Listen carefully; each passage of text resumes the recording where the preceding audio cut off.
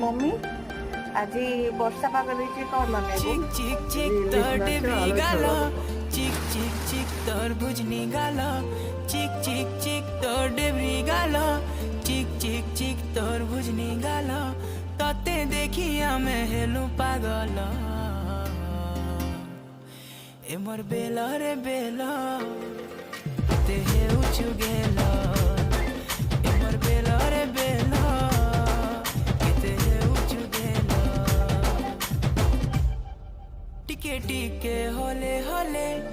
Premiere निशा चढ़ी गले राती झुमरा नहीं लागे हर राती झुमरा नहीं लागे लुकी लुकी कले कले